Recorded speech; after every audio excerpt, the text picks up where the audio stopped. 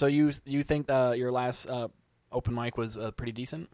I don't know. I was disappointed in what I was expecting before it. So I guess I was optimistic. I was really what were you expecting? Something just better. No, I was really, when I first saw these 4 dudes walk in, I thought they were American, and they all were wearing like dress shirts and stuff. Mm-hmm. And I was gonna say like, oh, I bet you guys all look like you have a lot of passive income. Yeah. But when I found out they're Australian, it's like, well, that doesn't work, and it kind of made me sad because they obviously do have passive income, right? Because that's why they're in the United States. And what if they looked like Crocodile Dundee? That's not a knife. That's a knife. Would you have made a comment then? I wouldn't know. I would. Oh, I see what you're saying, because he looks like he'd be from he's from the outback. He's a little more poor. Out of fish out of water. No, I wanted to bring up Crocodile Dundee and Foster's. The golden throat charmer. Do they still think that that's a thing? Like, are they still like everybody's in love with Paul Hogan? You think, or I think probably he's like a hero over there, isn't he? I looked this up recently. I thought he was like getting into like some tax fraud or something, where he didn't like pay Australia like any of the money he made off of those movies, and they're like, dude, we don't care like that you're technically making money over in America. You need to pay us because we're Australia and you live here. I'm interested to know who actually else knows this information. I'm a very strong Paul Hogan follower. Yeah. I call myself a Hoganite. You know where I heard a Hoagie? Excuse me. You know where I heard information about Paul Hogan was How Did This Get Made? The podcast. Yes, they did an episode on I think Crocodile they did the third Dundee one in Los Angeles. Yes. Yeah. And I listened. That's where they were just talking about. I never knew that he was that big of a deal. Yeah, like I just like, oh yeah, it's fucking Crocodile Dundee. Like I thought he was more of like a not a parody, but just more. I thought he was like Ernest, like the Australian Ernest, and he's not, because Ernest is way better. Oh yeah, because it's sad that fucking Jim Varney died. Ernest was like a car ad at first. He was Really? like an advertisement like creation, and then he was like so popular and so famous that they started making movies. Damn. And did you know that Tyson's Toyota is giving rebates with each used car or truck? Bern, I've always thought rebate was something you did after you lost your worm. What's your favorite Ernest movie? The only one that I really remember, I don't even remember the plot or anything, but the one I remember watching over and over was each year would be Ernest Saves Christmas. Oh, Christmas tree, oh, Christmas tree, oh, Christmas tree, oh, Christmas tree, oh, Christmas tree, oh, Christmas tree, oh, Christmas tree, oh, Christmas tree. Of course, yeah. So that would be the one. I don't really remember watching any of the other ones. In fact, I remember him as a bad guy in something. That's really what I remember. Jim Varney? Yeah, I remember, and maybe I got my actors mixed up or something, but I remember him as a bad. I mean, I could be thinking of. Well, he played like an evil Ernest in Ernest Goes to Jail. Hey, yo, Murdoch, you're the guy that shot my brother, right? And I'm the guy that's going to shoot you, eh? All right. There was like a bad guy that looked like Ernest, and he took like his place. Did he have a mustache? The bad guy? No. I just picture him. It's like it's like Jim Varney with his hair slicked back almost and a mustache. Hey guys, the internet here. Kenny might be thinking of the 1995 film entitled The Expert, starring James Brolin and Jeff Speakman, where Jim Varney plays a mustache-wearing, hair-slicked, psychotic mental patient named Snake. But what do I know? I am just the internet. I liked how he was also the voice of the Slinky Dog in Toy Story. That's true. Doesn't really get a lot of play in that. That's yeah. I remember. In fact, I tried to do an impression of that early in my comedy career, and it did not go over well. I can't do any voices. Dude. Really? You can't do any impressions? I don't really do any good voices, or unless it's somebody that I like know personally, where I'm just like mocking something that they do. The only one I can do is like Gollum and like Smeagol. Right. And it's like that ship sailed. Like, what am I gonna do? What would Smeagol sound like if he was talking to Paul Hogan? Oh shit! See, let me see if I can. Okay, let me see if I. Okay, you edit your shit. I shouldn't even be worried about anything. Don't worry about anything. But see, then I'm gonna know what you think of it based on if it ends up in the podcast. You motherfucker. Yep, this didn't make it. But it's Stinky, filthy little hobbitses. They take the precious. I told you he was tricksy. Yeah, that's a pretty decent Smeagol. I like that. all right. But I have a hard time seeing. Wait, what was it? Was if he was talking to Paul Hogan? Yes. You filthy crocodile Dundee. That's not a knife. Yeah. This is a knife. This is knife, precious. Why'd you do it? You did a better one than me anyway. I always felt like, that was an easy voice because it was kind of like basically like a gizmo. That's true. Where you just go like, hey guys, how's it going? Or like an animal, like a baby animal from Muppet Babies, where you go, la, la, la, la, la. You motherfucker. See, that's the same thing. The last time I brought this up was with Paul Lau, and he did a bunch of voice. Like he's like, it's like, dude, to me. Then when I hear other people do voices, it just. I would love to do voices, but I don't have any like bits around the voices, and the bits that I've created just don't work. Like I originally was like doing a voice because I do a Marvin the Martian pretty well, so I was like going on stage going like, what would it sound like if Marvin the Martian got denied from a bank loan?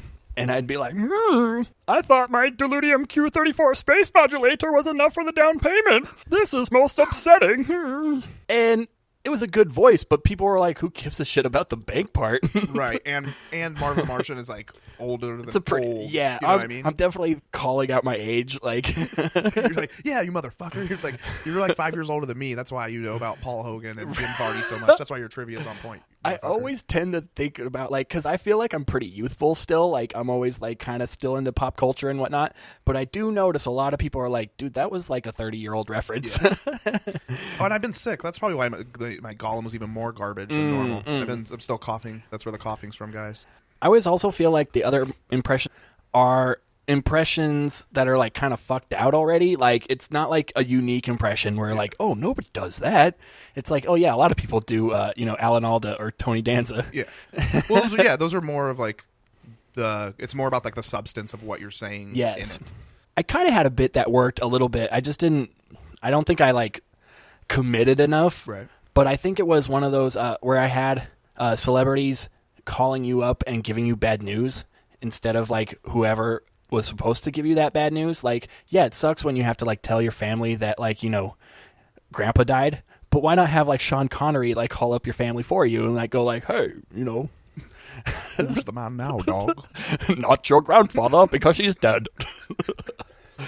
Motherfucker. But then he would always like, because they're celebrities, they would always like whip in a like, advertisement at the end, like, and did you know that Highlander is now on DVD? Don't watch part 2.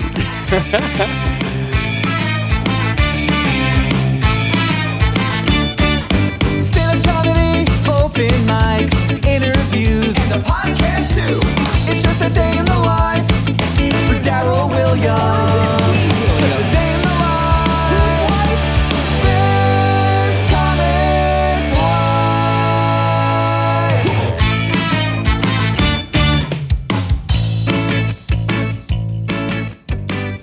Hello and welcome to This Comics Life. This is me, your host, D. Williams, a.k.a. Daryl Williams, a.k.a. Dumbass, a.k.a. dude that's hanging out with another dude that's half black and half white and all dick. And I want to tell all of you, that he's another great open mic comedian and fellow friend. And his name is, of course, Kenny Weber. What's up, dude? Awesome. So, Kenny, why do you go by Kenny Weber? Is it just because it's your name? Yeah. Was my name first and foremost. Not Kenneth. No, my name's Kenneth. Okay. Yeah, Kenneth William. And you didn't want to be the Kenneth Weber? No, I don't go by. I don't want to have kids. But back in the day, I was like, oh, if I do have a son, I want to name him Kenny, and like he could be like Kenny Jr. Right. But he actually wouldn't even be Kenny Jr. because Ken Griffey Jr. But I would be. I'm not even Kenny. I mean, I'm Kenneth, so I would want to name him Kenny. Like actually just name the birth certificate Kenny. Right. And then I was like, then I decided fuck kids. That's not worth it. Not literally, but like no. Like don't. I'm not like it's not like a recommendation. Yeah. I'm not like guys, please don't fuck kids. Please. That is just Please don't. yeah. Hey, we said please. Do you think that's ever worked? Do you think that's ever worked for anybody about to like I'm not talking children getting fucked. I mean, Right. that's serious Just business. when you're but like somebody's like about to get fucked and they just didn't want to get fucked for whatever reason, and the person was going to do it anyway, and then they're just like no, I'm going to fuck you now, and they're like no, don't fuck me. And they're like, no, I don't care if you don't want to fuck. I'm going to fuck you. No, don't fuck me, please. No, I'm going to fuck you. I said please. Well, shit, you got me. I'm not going to fuck you now. Goodbye. He's like a candle in the wind. Yeah, that's the one rule that rapists have is if you say please, they stop. What if it was like you say please? If you say please 3 times, like it's like Candyman or something. Like you say, it's like you just have to say please 3 times. So like the rapist is just there, and they're like, you're like, look, please don't. You're like, fuck, that was already 2. All right, I'm just gonna go to the next house. Fuck you. It's a Beetlejuice / Candyman type of savior that comes in. Such a fucking more simple world if it worked that way. Yeah, I don't think there would be any rape after that. That's all that a rape whistle does is just says please. Like you blow into it, it's like please stop, please. It just says please 3 times really fast. You blow into it, it's like please. Oh, the guy just poofs in this thin air. There's a few rape victims that have turned this podcast off. Yeah. They don't know. They Sorry, don't speak guys. for me. I said please a lot of times, and he didn't stop. I had 2 whistles. Yeah. Women, I'm sorry. I'm sorry that you get raped sometimes. Yeah. Men too, dude. Dudes get raped. There was a movie called How Thursday. sexist of you. Yeah, I'm sorry. I'm sorry for assuming that only women get raped. But yeah, there was a movie. Did you watch it called Thursday? No. It was, I believe, Thomas Jane, the guy that was Punisher, Punisher. the first Punisher. Yeah, he is in a sex or rape scene where he gets raped by a female. But my one contention is he was still hard.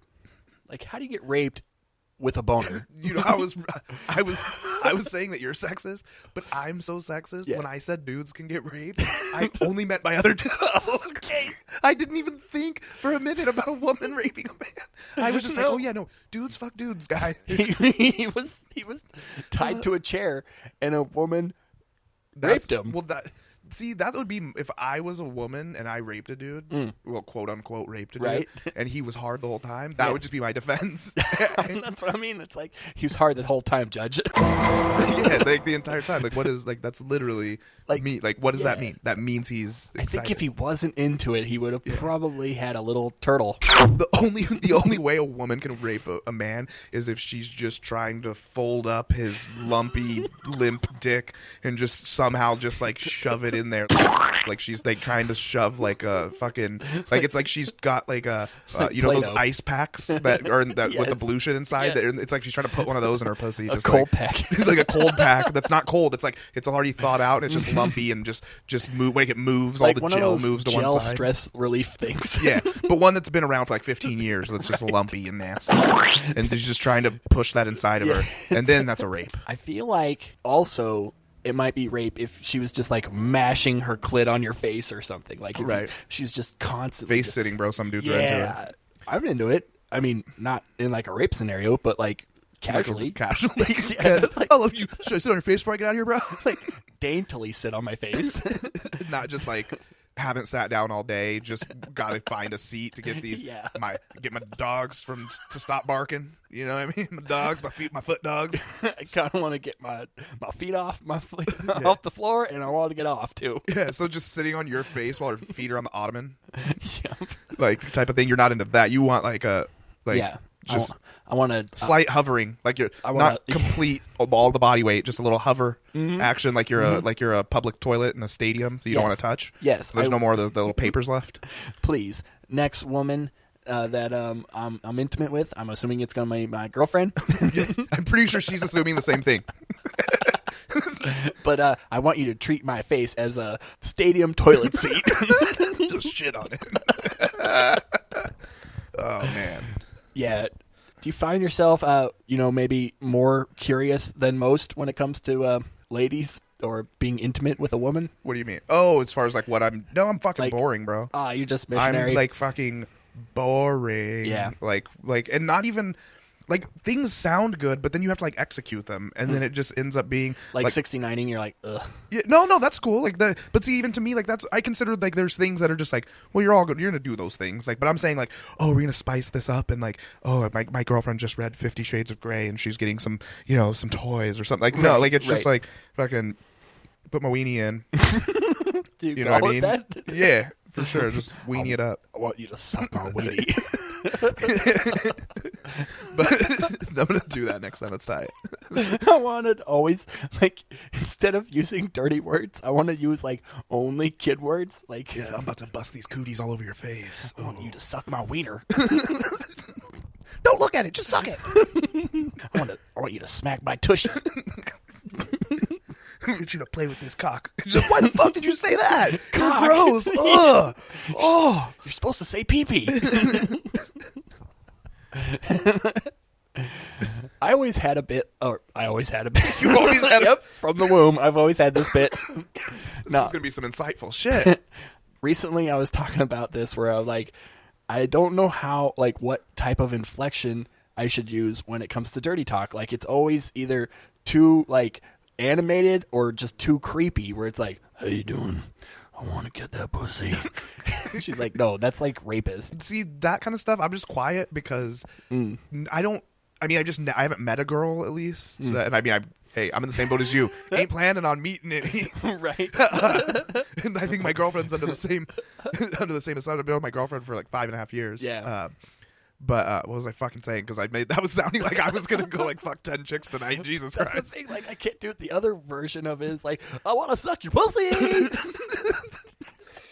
Oh, they're dirty like, talk. no, you can't do that either. It's I like, don't I do can't it find a 'cause happy medium. I just feel like way more negative can come from it than good. Like okay, so my girlfriend, then I'll say, because I can speak for my my situation for her, and I'm not meeting any other girls intimately. Is like she's not just gonna be like, oh, I came so hard because you told me how hard you were gonna pound my pussy. Right. Like, that's not happening. Like, if it wasn't for that dirty talk, I would have never came. Exactly. So it's like, why? Like, only like when you said that you were gonna pound this ass like a fucking like your Cujo, and I was water, and you had rabies, and you were scared of water, so you want to pound that water out. She's like, wait, what? Like, Cujo? when you said that, it would creep me out. So can you not do that again? Like, I don't want to have that conversation. Because I guess my dirty talk would be me being like, I'm Cujo and you're water, and I'm showing you who's boss because I'm scared of water because I have rabies. That's the problem. That's because that's my dirty talk. You better not cut that. Hey, better not cut that out either. Cut that out either. It's just gonna only be things on this podcast. Like, that's the thing. That's why I don't edit my podcast, because it's like these horrible, stupid things that it's like, why didn't he? Like, they're gonna, at least for your podcast, they're gonna be like, he had the chance to cut that out and he didn't. Oh, Jesus! It's just gonna be an episode of you going, "Don't cut that out." Oh, we'll start a podcast. It's called "Don't Cut That Out" with Kenny and Daryl. Oh man! And it'll just be me telling you not to cut. You'll be the editor. We'll co-host it, and you're the editor. And then but you don't even do your job because I'm just like, don't you cut that out. And I cut out all the like good stuff. You cut out like every time I don't flub a word. Like, it's just so we have it's just me, all these just words, horrible. All these words back to back that I say wrong. I gotta transportate myself. Don't cut that out. Don't cut that out.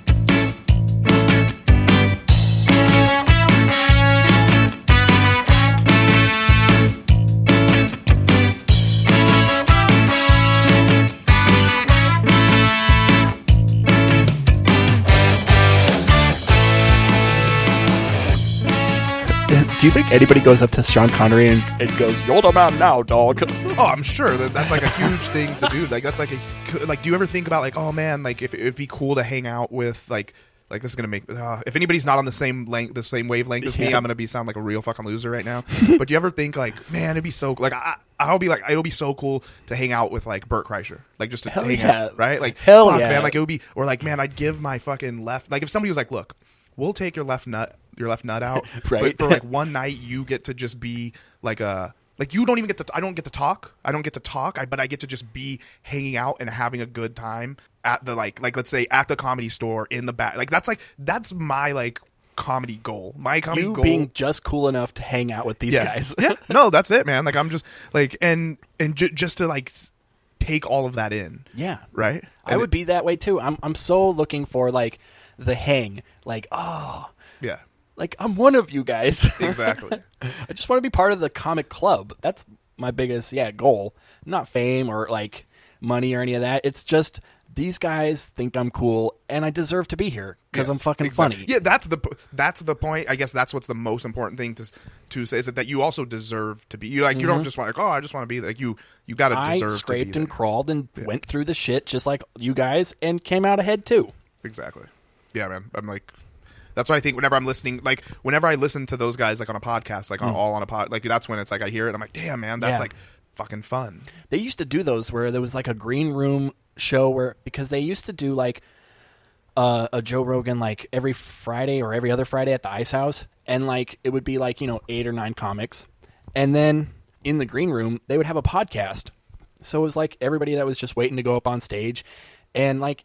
I loved hearing about those. Like, they don't do them anymore. I don't think so. It was on the Death Squad, like Red Band and all that. But I think some of the like coolest just like moments were just like hearing comedy like or comics like hanging out before they were going on stage, and and there was like a rotation. So like you would hear guys going like, "Oh, I'm on next, okay," and then they would just leave the podcast, and then they'd come back, and then they'd be like, "How'd you do?" And you're like, "It was a great audience, cool, man." Well, it's kind of real.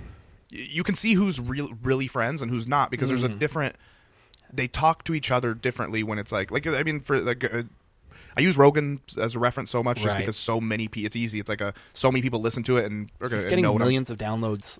Every episode, and they know what I'm talking about. Yeah. So it's like he can have any guest on, and then he can have Burr, Kreischer, Segura, and even then you can go into Stanhope.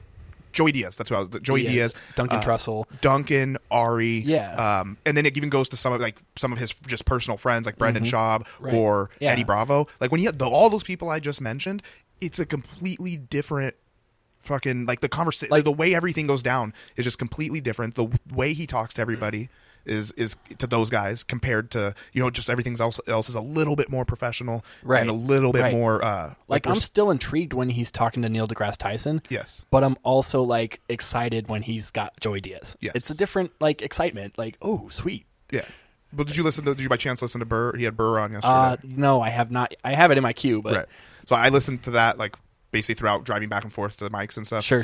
Last night, and it was just the way I don't know. I noticed that with certain comics just in our little scene. You know what I mean? Where I talk because I'm that kind of guy, man. I'm like I talk.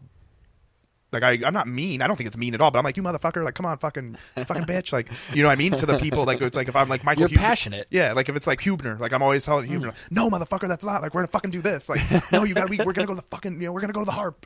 You know what I mean? And if somebody else in passing might think like I'm not being mean, but it's like I'm cool enough with him. I'm cool, we were just talking about this 7 and 7, and I'm talking to you like that. You know what I mean? And it's like it's certain people I'm cool with. It's more. I guess my mom explained this to my sister-in-law. Is like for a long time I was just like cordial with her and whatever, and then I just started shitting on her all the time, just like fucking like, what are you fucking stupid? Like, you know what I mean? Like just shitting on. And then she said to my mom like, oh, like I don't think Kenny likes you, or I don't think Kenny likes me. And then my mom said no, he didn't like you until he started talking to you like that. Like that's when she had to explain it to her. Like, and I didn't even think of that until my mom said that, and then I realized that like I do that. Like I'm gonna be like, oh, like I say. I mean, we're comedians. We're comedians. we say some shit most people won't say, but I'm still pretty like, oh, hey guys, how's it going? Oh yeah, this and that. Yeah. Like we'll talk shop, but it's gonna be I'm gonna be on my mind, my P's and Q's. But and really, I just like to be a fucking animal. You know what I mean? I've talked about this on the podcast before, where I feel like I'm 3 different people. Like the guy I am on the podcast, the guy I am on stage, and then the guy I am in my regular life, But I would like at some point them to be all the same person, not give a fuck in any instance, But you can't, you can't say the same things that you would say on this podcast in front of your in-laws or whatever. Yeah. Mine would be like the stage and me is like coming. I can see it like almost every single time I've been getting up the past couple weeks, like coming together in like a good way. Like not like I'm, reaching some level, but I mean it's just coming. I can see I'm be able to continue to be the same way I am right now. Go up on stage and talk shit to some people. Like I've been doing a lot more like crowd work and riffing when there's actual. And you've been doing really good at it. Patrons and shit there. Last few times I've seen you do crowd work, like that was the funniest thing I saw all night. Was thanks. Especially ripping on the guy at the library, and just I feel like you're pretty casual on stage and already comfortable. Like, and you haven't been doing this a long time, but you already have like way more like calmness than I do. Right. I still get like nervous as hell. Well, I get mad at like I'm not going to drop any names. I get mad at the guys when they come off. Not like when I say mad, I'm just like I am frustrated for them, or it's something good. It's I mean it in a positive way. But when you say that, or the guys come off, some of the guys like last night coming off stage, it's like no, like just like fuck it, like what's like they don't have that like. What's gonna happen? Like we don't have the reservation. Yeah, like, nobody's gonna give a shit. Like, yeah, like I was just at my friend's house over here in Long Beach right before this, and his sister. We were talking about me doing stand up, and his sister he said something like, 'cause we know that she would be like terrified of it. He's like, oh, you should do that. You should do that. Right. And she's like, no. She's like, and I don't even know how he can do that and stuff. And like what I said was, okay, so imagine I asked her like, think of the best comedian, your favorite comedian. She's like Louis C.K. And I was like, okay. So let's think. I started out with this example. I was like, let's say Louis goes in front of 5,000 people and just bombs, just eats dick. It's horrible. Right. The most that's going to happen from that is you're going to see a couple things on Facebook. Maybe you probably won't even see anything, to be honest. If it's not a special, if it's just a show that he's doing. Right. He was just in Milwaukee and he sucked a dick. Exactly. Like if that happened, like what is the repercussion of that? Yeah, a bunch of people at that venue went like, Louis C.K., what the hell? Yeah, like there's no... You get maybe a third, maybe more like 10% of who was there saying, what the hell, Louis? That's it. So then let's take another example. What's probably the worst thing that could happen to you as a stand-up? Kramer from Seinfeld, what he did. That's the absolute worst thing. And that was probably let's say that's 10 years ago. I don't know if it really was, but I mean around there, 7 to 10 years ago. And he's still... And what's happened to him? So that's the worst thing. The worst thing that could happen is you're going to lose your shit and call someone the N-word. That is the worst, right? I've never had that bad of a set. Yeah. Never. I mean, I've definitely bombed, but I've never gotten frustrated at the audience. I've always gotten frustrated at myself. Yeah. I've always been like, oh, why didn't you prepare enough? Or, oh, you suck. It was never like... What the fuck, motherfuckers? Why didn't you laugh at this shit? Right. And it's I don't know, man. Like that's the worst thing you can do. Yeah. Is that's it, right? Yeah. And even that guy, what's happened? Nothing's happened to him. He's still doing gigs. Yeah. He's still on. I just saw him on a TV show. By being nervous didn't help you out. Like it didn't get you being super anxious and nervous up there or about it. It didn't get you like a fucking sitcom. It didn't get you you're not going to be doing your 1 hour special anytime soon. So I just go like, why? I don't know. That's all I say is like, why do it? Like, why be nervous? Well, I think it's not necessarily a thing that you can just consciously just turn on and off. It is one of those like internal emotions that just come from chemicals, and I don't know, maybe you could suppress those chemicals somehow. I don't know. Like a pill that didn't make you nervous. Like the first times I did it, like the first few times, or probably 20 times. Right. I was, but it just over time I just kept saying the same thing. Like I'd be like, why? There's no point. And I can understand now if you have a confidence of like, oh, I know this is funny, then you have kind of a some ammunition or a building point.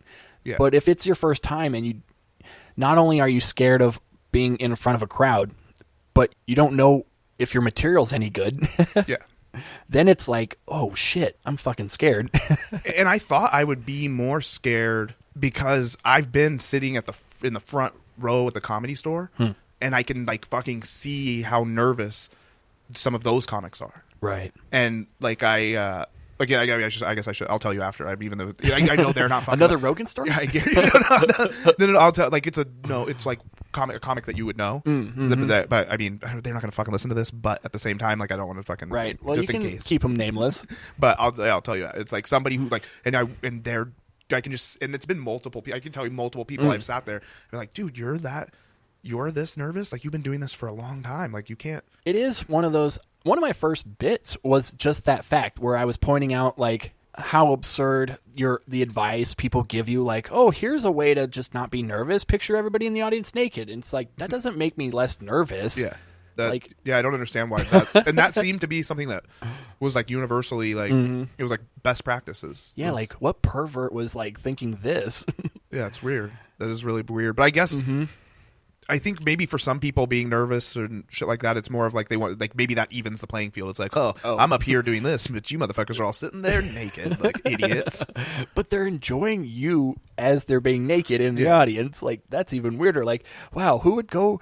Like, I'm thinking like, don't imagine them naked. Like, what if they just all showed up naked? Yeah, that's what I was just thinking that. I was like, that would be funny if maybe you had everybody sitting there and like the person peeked out, right? They looked out and it's like everybody has their clothes on, and then they're like, okay, guys, go. And then everybody takes their clothes off and just sits there. So when he comes out, everybody is naked. And then that's my special. My first special. I'm going to tell everybody in the audience, by the way, you have to be naked. Dude, it's just part of my craft. It's gonna be like that's just gonna be, you know, something new that you're gonna bring to the table, kind of like Tony Hinchcliffe in One Shot. Totally. Everybody has to have a gimmick now. You can't just be, you know, funny. You have to have a thing. You know what you got to do though to that comic? Yeah. Is you have to have like be like, look, you're so nervous. We're gonna do so you have them look out there. I want you to first thing I need you to do is look outside. Mm-hmm.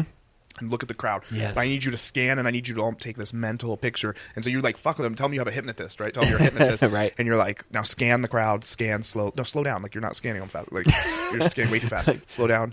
Okay. All right, now you've got that. Now you do some little bullshit. But you're like, come here. And while you come here, you have everybody really get naked. And then you're like, okay, you're going to go out there. Now you have to just picture them naked. That same picture, I want you to just take their clothes off, not one by one, all at once. Just like it was like a 500 person universal breakaway suit all at once. You have the string. You pull the string. All of their clothes come off. Now go out there, and then they step out, and everyone's naked. Yeah, and then it's just it's called like, you know, D. Williams nude, something like that. Like.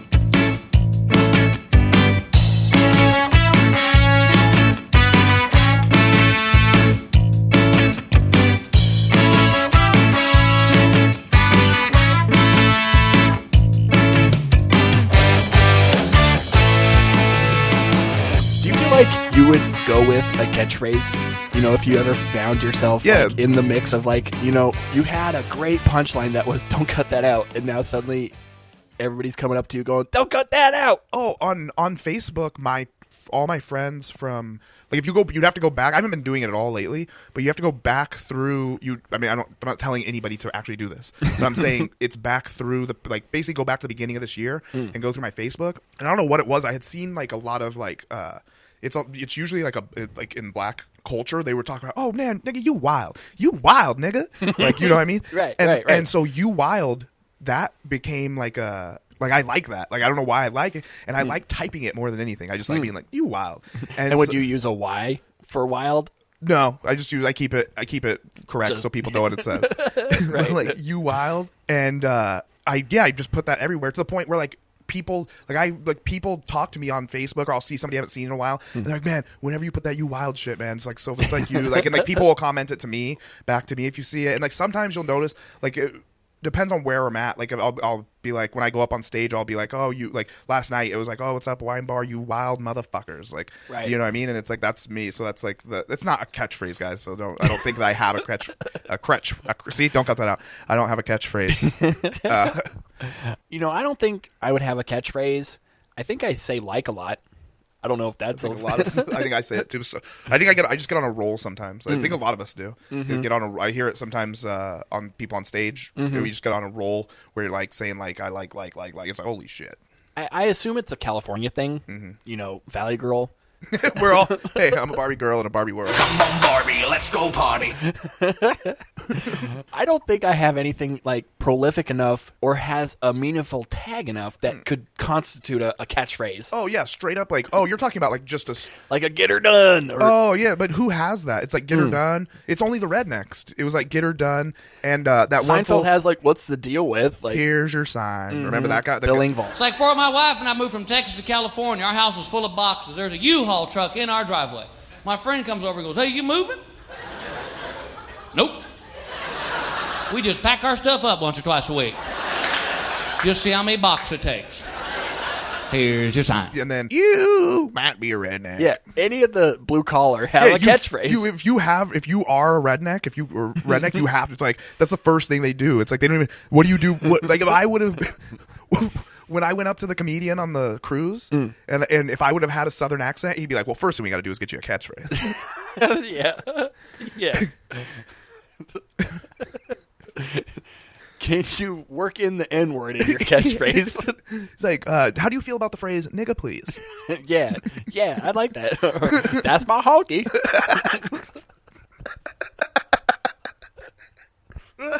That's gonna be my catchphrase. That's my honk. But I'm gonna say it about everything but white people. Like when I'm gonna be at the airport and my bag's gonna be the last bag on the luggage carousel, and someone that works for the airport's gonna come up to it and be like, "What the fuck? Nobody got this bag?" And they'll be like, and they're gonna be calling it out like, "Whose bag is this? There is one more bag left." And then I'm gonna just come out of nowhere and be like, "That's my honky."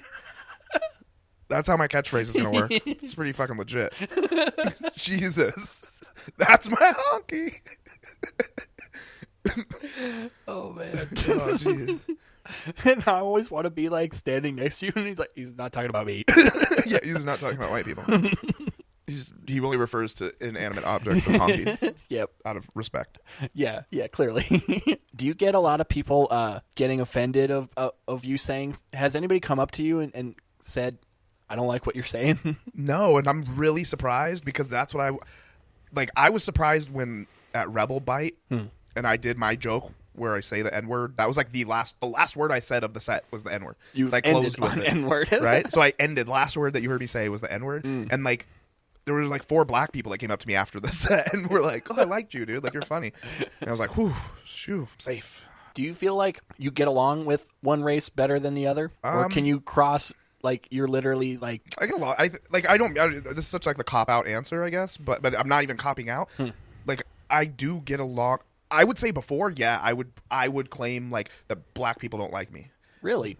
But I think what it is in younger, like there's a difference in. I think there's 2 different black cultures. There's like what I would say. There's black culture and there's young. There's like youthful, like youth black culture, and anytime I've ever been like not accepted like by black people, it's only been by young people. By like when I was young, mostly obviously when I'm young and they're young, it's like my peers at that time. Right. That non-acceptance was then, but the older I've gotten, it's like now it's like even like as adults, like black people are like it's like they're way more accepting of me.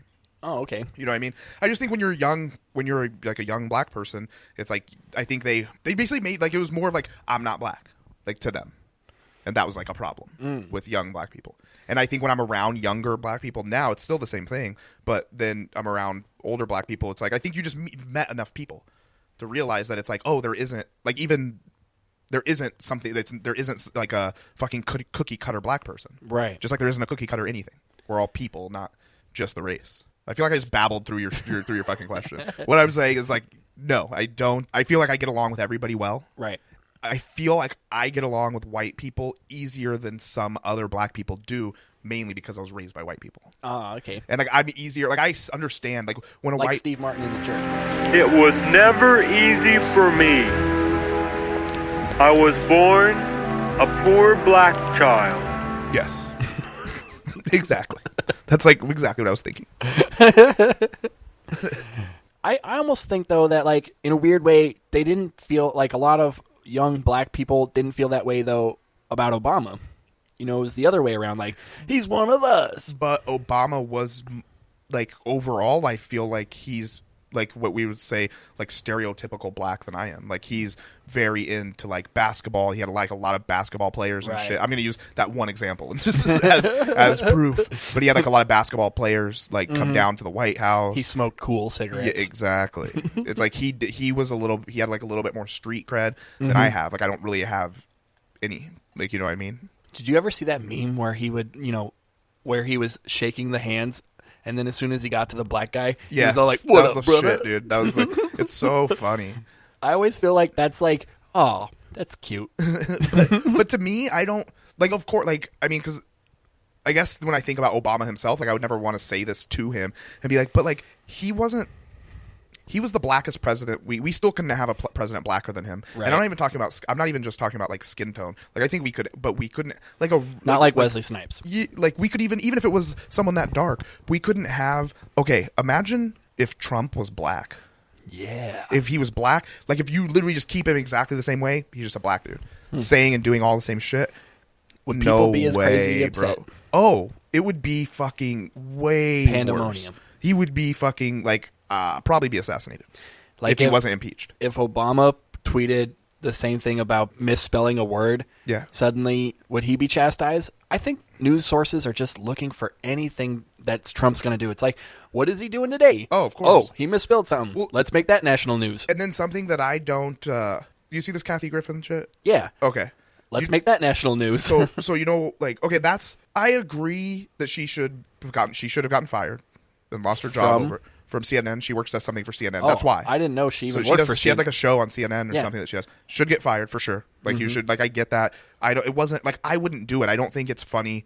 I know it's not cool. It wasn't funny, but I don't say she shouldn't have done it. It just wasn't funny. Yeah, like I could say I wouldn't have done it. She is kind of what she gets to get fired. The point where I like draw the line is the people that are like saying to put her in jail. Yeah, clearly. You know what I mean? It's like free speech, bro. Yeah, and it's just like that's it. Like I still think it's dumb. Yeah. Now, then I like turn around and Trump. This is an opportunity for him to be like he could have actually made some fucking not fans or really because not this one thing's not going to turn around. But if he came out and he said like, hey, like this is messed up. I'm really disappointed and left it at that and been like sad, whatever. But instead, you see what he comes out and he's and nobody's. It's crazy to me that nobody's talking about this. Is he comes out in the way that I'm talking about at least? Is he comes out and he says like, "Oh, what Kathy did, blah blah, disturbing and this and that." My 11-year-old son is taking it really hard. Yeah, and that's where you lost me. Bullshit. That's that right there. Because you know what happened? Like it's people out there, including my mom, is talking about this because my mom's like, I don't think she's not I guess she's not really a Trump supporter anymore. She's all mad about this. And then she's like, his son, can you imagine what kind of damage that does? Blah, blah. And it's like, whoa. He used this whole thing to take advantage of he used it to play the emotions of people that already like him. And, it's pandering to your audience. And so those people are like, his son, wait, why the fuck did his son see this? Yeah. Why does he even have a Twitter account? He's 11. Yeah, he's 11 years old. And so it's like, and they're trying to say, oh, his son saw it and thought it was his dad. So you're saying his son just saw the picture and just completely saw it out of context? Yeah. Number one, if I saw that, the first thing that I wouldn't be that that's Donald Trump. It was kind of like, oh, Kathy Griffin I was told what I was going to see, and then I saw it.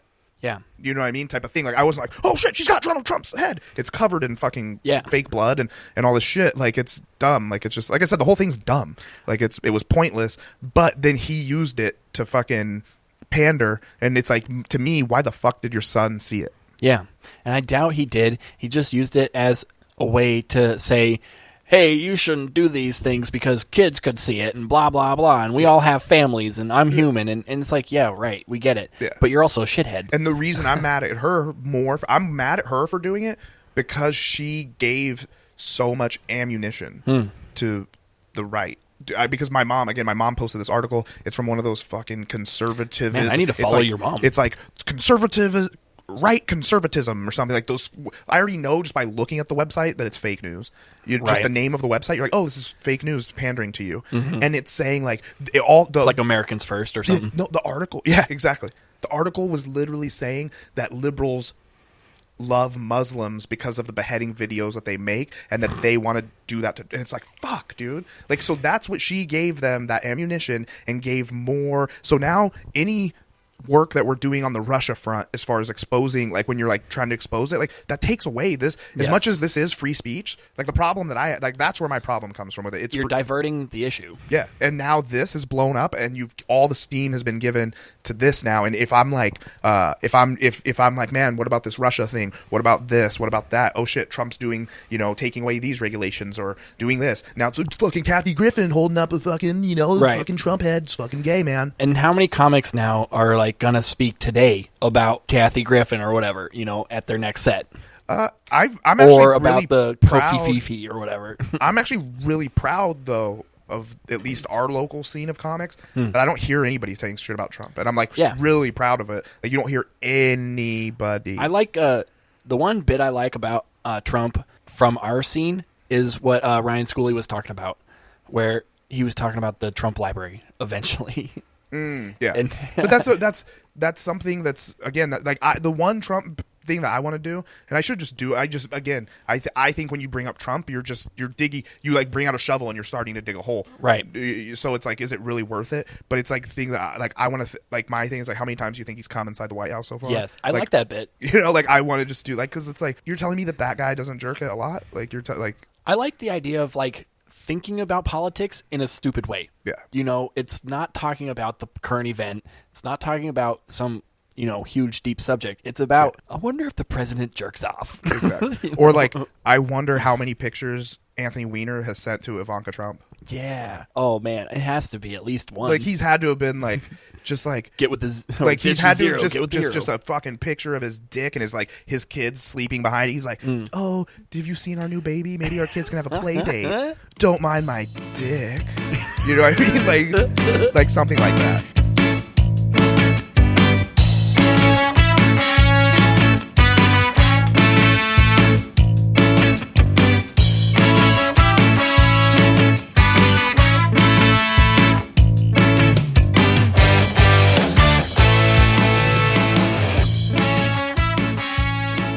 Do you ever think about what you would call your first special? Is this too early, or is it like, or do you have those lofty ideas of like, I'm gonna go out to this song, I'm gonna have it be called this? The only thing I've ever said is like, I want to do a special called it would be like Kenny Weber, half black, half white, all dick.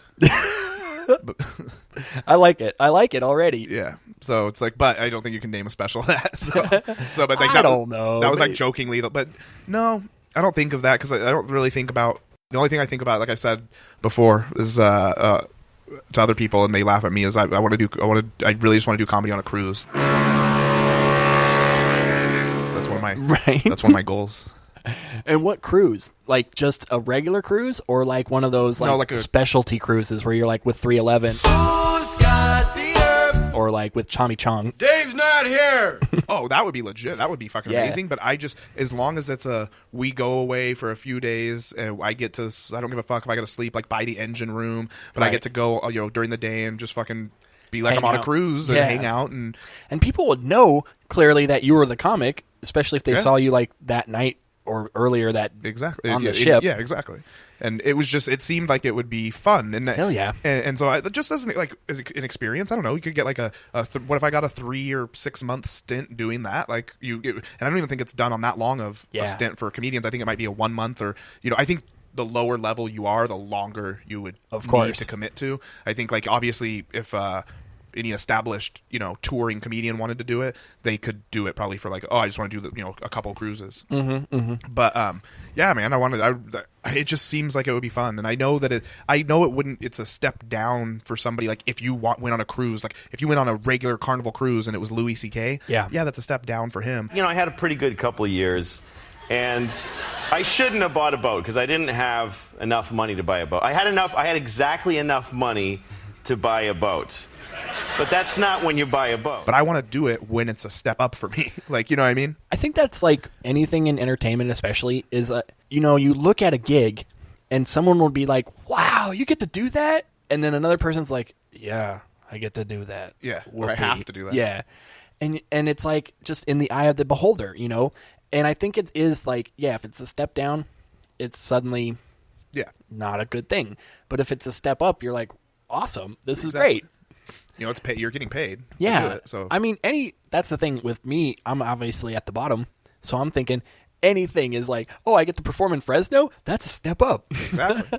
So it's the same type of thing. So I want to get. I mean, I think by that time to do that, you have to have like an hour. Yeah, or at least a good 20 minutes. It's a feature. Yeah, I don't even know. I think like when I went on the cruise, it was.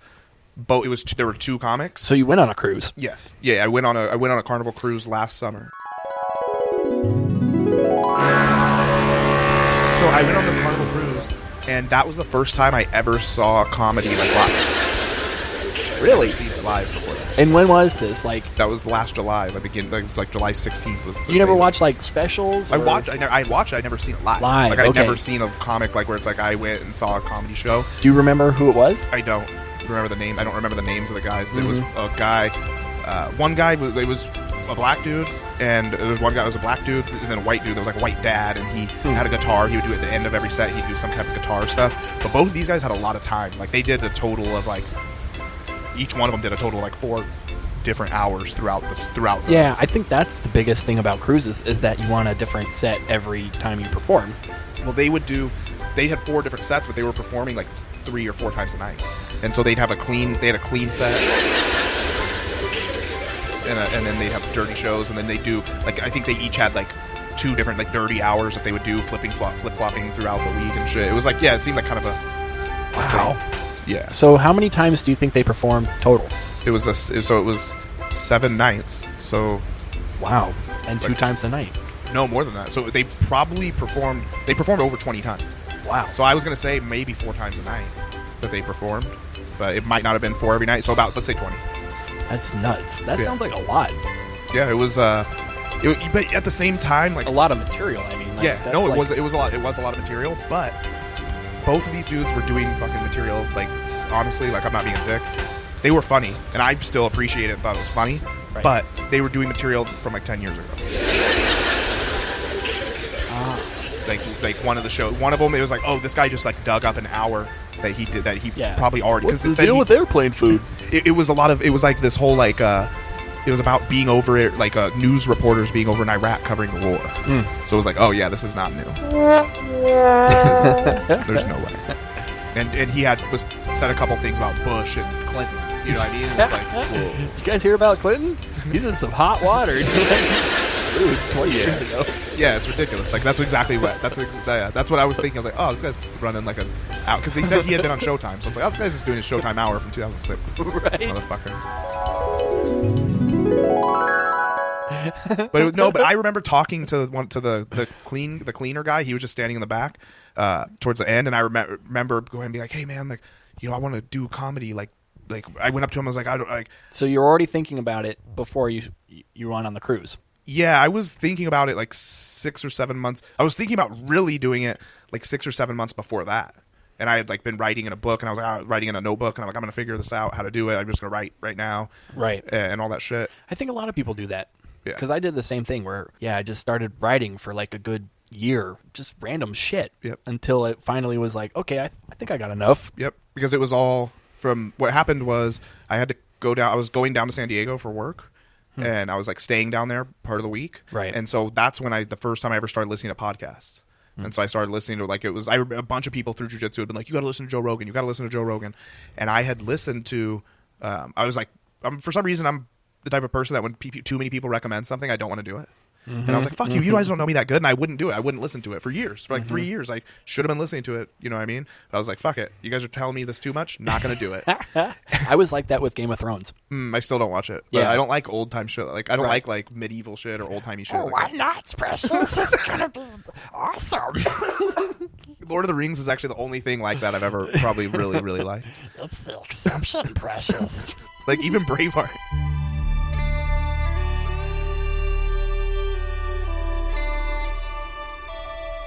Even Braveheart, I know it's a good movie. Right. I know it is, but I can't bring myself to watch it again. Really? Oh, I'm going to tell you, you have to watch Braveheart. Just because it's like, I can't deal with the old. Like, I know that's I've seen it a few times. I've always have. Fuck, what was I saying, though? No, but you were talking about to the other comic about... Oh, yeah. So I went up to the dude, and I'm like, hey, like, I've just been thinking for a long time. I've always wanted to do stand-up. Like, what do I do? Like I don't know. And he's like, and he was just like, he's like, hey man, he's like, look, he was like, you look funny. Like, I was like, oh man, and at first I thought you were already halfway there. I thought he was telling like being like a comedian, like doing something, like, you know what I mean? I was like, oh, and he's like, no. He's like, you look like a funny guy. Like, he's like, you look happy. Your hair, you got that hair. Like, you look funny. And he's like, just in this. That 2 sentences you said to me sounds like you talk really fast. And it's like, I do. And so he's like, he's like, I talk really fast. So that might be one thing you're going to have to work on, is just delivering things slower, or you're going to burn through material. And then he was like, besides that, he's like, just go start hitting open mics. I like how he was at least, into like your, enthusiasm. He wasn't like, "Hey, get out of here, kid! like, stop bothering me. I'm trying to hit on this chick." He right now. he's like, "Get out of here!" And then I like walk away, and then he like is like, "Hey, kid!" I turn around, he like throws me his comedy jersey. He like throws it at me. I'm like, "Oh, gee, thanks, mister!" And I just run off. I hope his name was like, Gene or something. Like, thanks, Gene. Thanks, Mr. Green. I just call this white middle-aged dude Joe. Thanks, Mean Joe Green. There's a reference that a lot of millennials won't get. Exactly. Well, if they watch Family Guy, they'll get it. Right, yeah. Good game, Mean Joe. You want some of my Coke?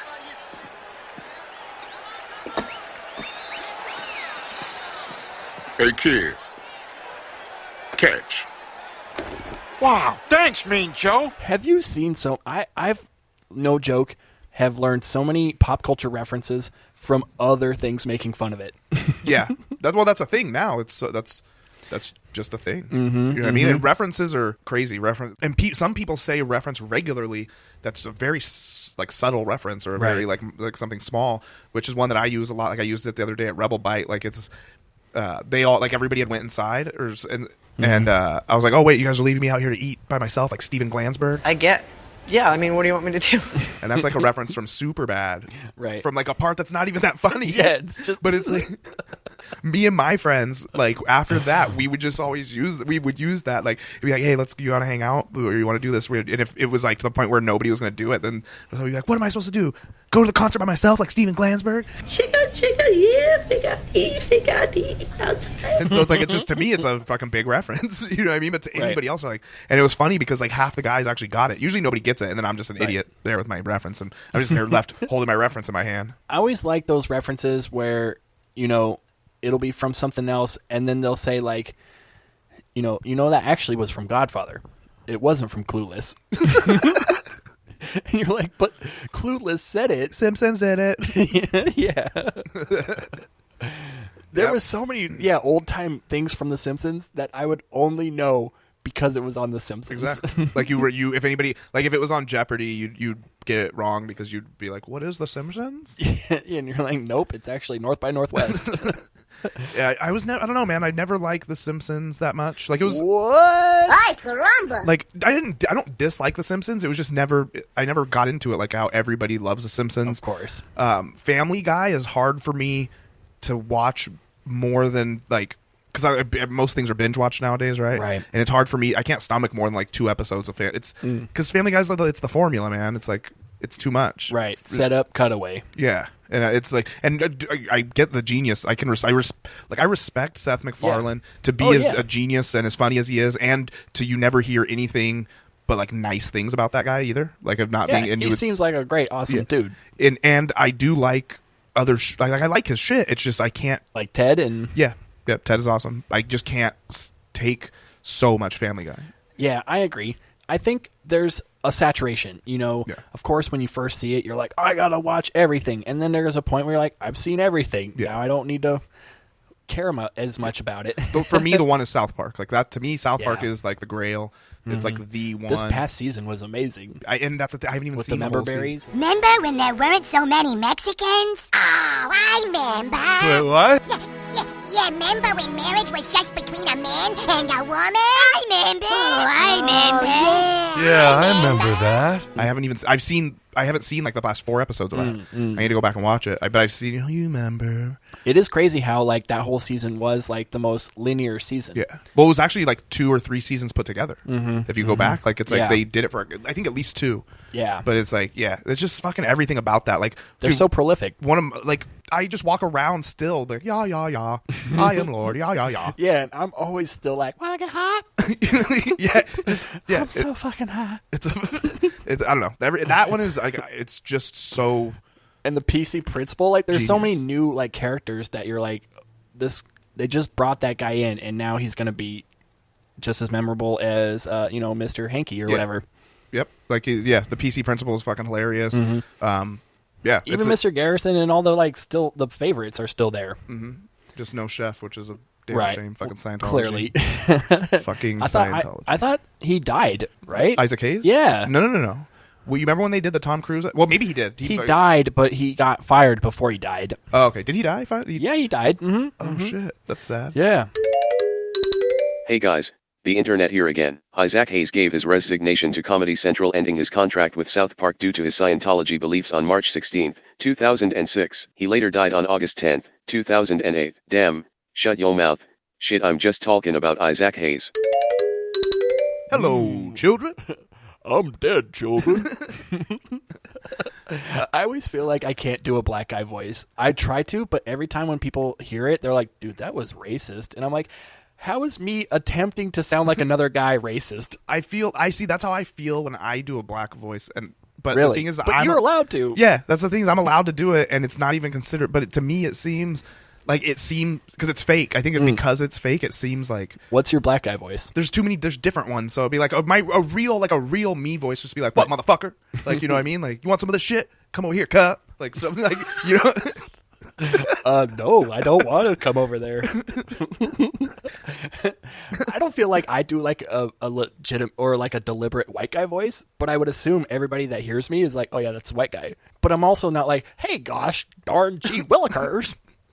Yeah, that's my thing. When I was working for Chase, I would do phone calls, and I worked in Huntington Beach. Yeah, and it's like, I'd make appointments with people, like, oh, come in and let's see like what we can do with your money. Right. You know what I mean?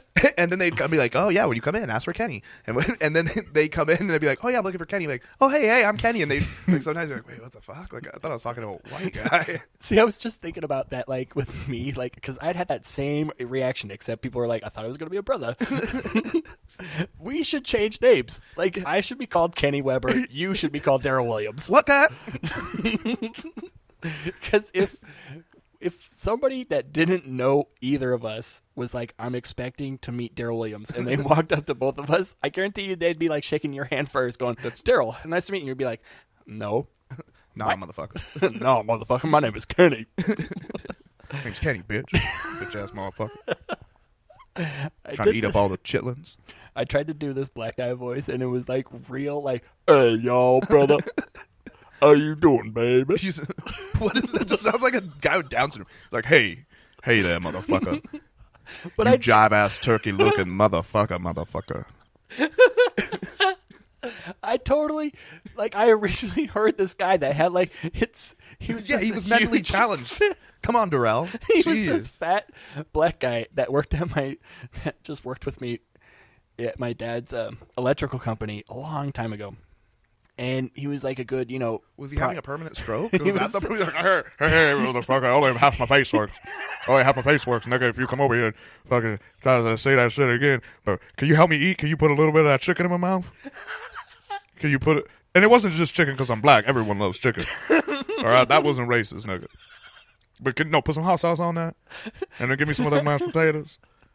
See, what the viewer doesn't know is that was me the whole time. Yeah, that was. You know what? I'm gonna start calling you Daryl, so that people think you're even blacker.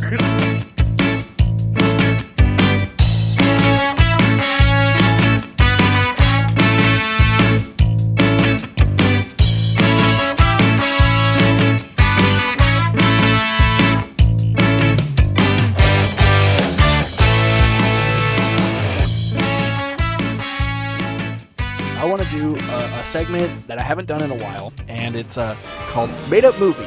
Do you feel like making up a movie? For sure, I'm down, whatever. All right. We won't actually be making up an entire movie by ourselves. We will have the power of randomness as our guide, but I was trying to do this a few times, and it just didn't work out, but I feel like Kenny is enough of a movie buff that he could, roll with the punches.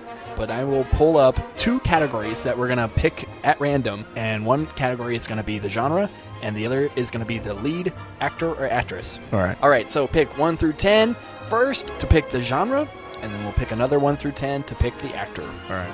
So I pick both? Yes. 6. 6 will be a not-so-subtle religious movie. And 4 will be starring a very poignant offering from the world and pop culture, Ariana Grande. Oh shit! So this is gonna be a religious movie starring Ariana Grande. All right, where do we go from here? The Last Nun. Okay, so she's a nun. She's working in a sanctuary or some sort of convent. She's working in this convent in Manchester, and it blows up. Okay, first we're at 5 minutes. There's a convent blowing up. Yeah, this was the last one on Earth, the last convent on Earth. The last convent. Okay, so this is the future. Yes. Okay, so this was the last Catholic convent on the world. Everybody hates Catholics. Everybody's, said fuck you to Catholics, except this one church that's remained. Yeah, and then in the explosion, everyone dies except for Ariana Grande.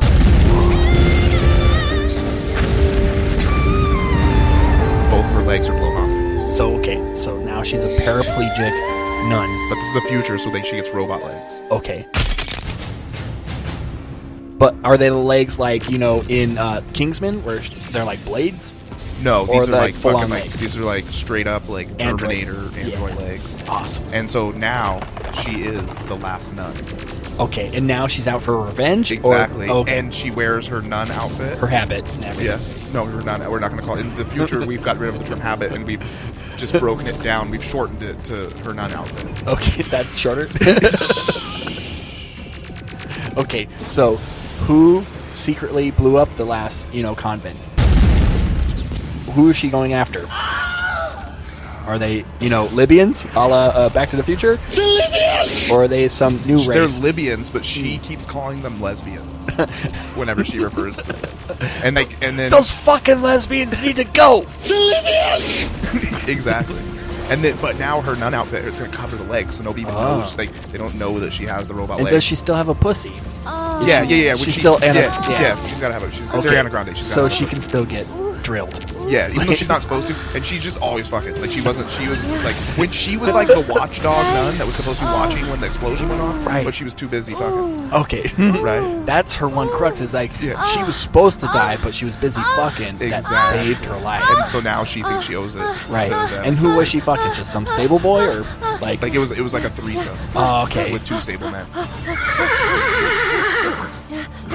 Yeah. So it was like The Rock and Zac Efron. Yeah, exactly.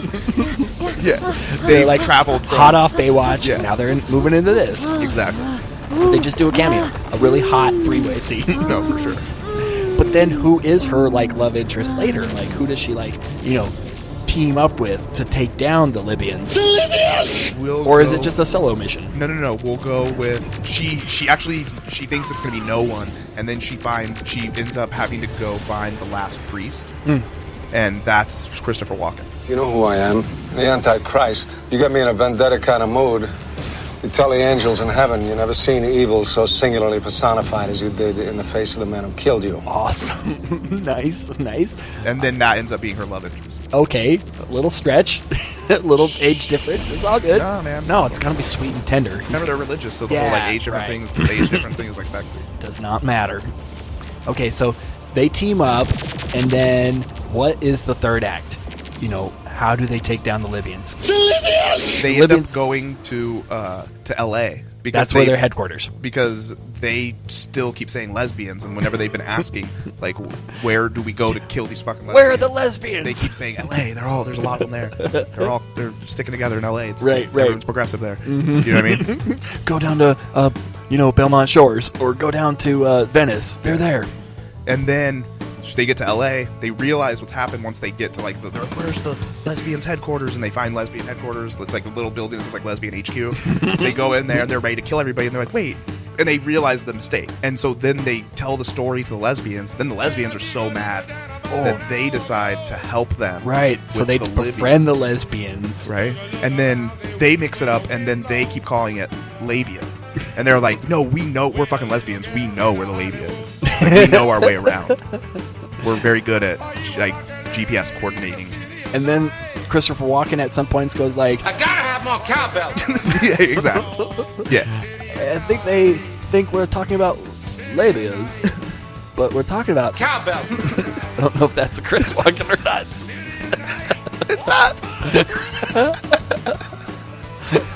But we get it. Yeah.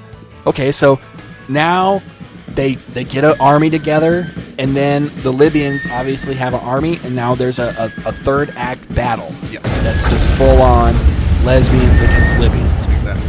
And then the ending is some sort of like battle with Ariana Grande and like the lead Libyan.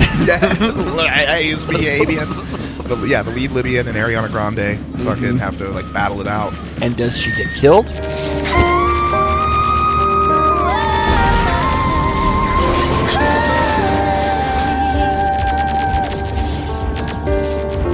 Or does she, prevail? No, of course she's gonna win.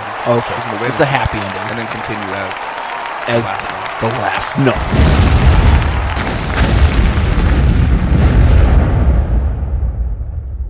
I like it. I like how we're going against type. We're having a lot of tropes being pushed through. This is not a cookie cutter movie. No. There's going to be a lot of twists and turns. Oh no, this is like premiering at like Sundance. Right, yeah. It's not even going to be released. It's like crazy action, like maybe like, the director of Mad Max or something. Like it's like the director of Mad Max and then teamed up with the director of Grant. Right. And then produced by like Sense and Sensibility. Yes. So I like it. This is going to be definitely a summer blockbuster. And that's what we need at this time of year. Yeah. Like there's going to be a lot of other superhero movie shit. Who cares? It's all about The Last Nun. Yes, The Last Nun. Back in the Habit. Back in the Habit. That's part 2. Last Nun 2, Back in the Habit. Yeah, right. And then there's got to be a Whoopi Goldberg cameo or something.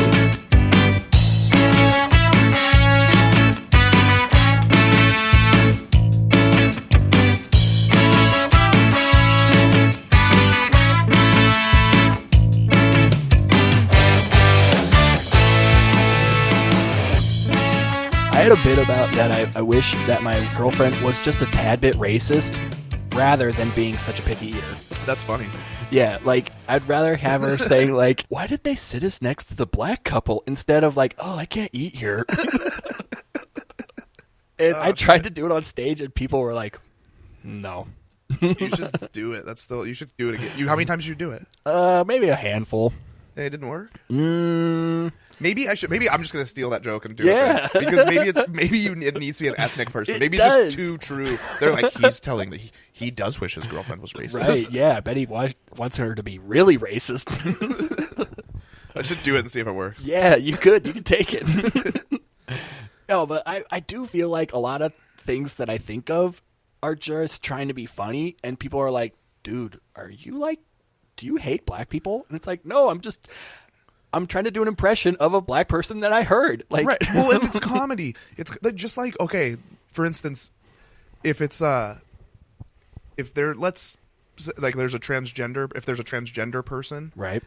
Okay, if there's a black person, I can talk about them being black. If there's another black comedian sitting there, right, I can talk about them being black. Yeah. But if there's something I'm wondering is if there's a transgender comedian there, if I bring that up, am I a jerk? Right. For if you called them out. If I called them out. If there was an openly gay, just very flamboyantly gay person, not even a comedian, just a person there'd be no it would be funny still if obviously I'm not going to be demeaning them, but just pointing out how gay they are. There's nothing in 2017 that's most people would be that's funny as long as I'm not doing it in a hateful way. Right. Really? Bike shorts and a neckerchief? You're going to rock that? Dude, I'm going to suck your dick right now if you don't stop it. And you have a lisp? But it's weird if it's a transgender fucking comic. Am I allowed to can I say am I allowed to mess with them the same way that I would mess with another? It's just weird. And I'm always on the side of I should be able to do it. That's why we say just do it. Yeah, I should. But then I'm man, I don't want everybody else to think I'm fucking insensitive or something. But it's just that I'm fucking not insensitive to anybody, man. I just should be able to fuck around and be you should always have that idea of he thought this was going to be funny. Yes. It's not like he was hoping I hope people are offended by this. Because there may or may not be a certain transgender comedian that I really just want to be dude, I know that you have a bigger dick or used to have a bigger dick than I have right now. And is there any way if you still have it, can we swap before you get it folded inside out so I could have the big one? Yes. And I think that's fucking funny, and it has nothing to, it's not I'm not fucking being there's nothing dickish about that. It's just, it's funny, dude. But I'm at the same time oh, I don't know, I'm not gonna. I was talking with Dune Sanders about this, where Do you think that there is a couple out there that is a dude or a guy that was originally born a male that, identifies as a woman but still has his dick, and then a woman that identifies as a man that still has her puss, so they still have sex with each other, but they're swapping genders? But There's not, at least one. Yeah, there has to be. Yeah, there's like if you can think of it. Like, I'm a chick with a dick, and you're a dude with a puss, and we're still having hetero sex. Yeah. But thinking that we're the opposite gender. Dude, I bet you anything that porn star Buck Angel, I bet you anything that dude, that's a dude, that dude has had sex with a transgender chick. Like a, yeah, now I don't know a if he's chick that dated. looks like a dude? Yeah, Buck Angel is a dude with a pussy. Oh, I didn't know that. Okay, Buck Angel's like a porn star. I know this from listening to Howard Stern back in the fucking day when he first went on to Sirius radio. Buck Angel is a fucking like dude with a pussy. Like it was a woman who turned into a man but kept her goods. But was still getting like fucked by dudes. Right. Like that.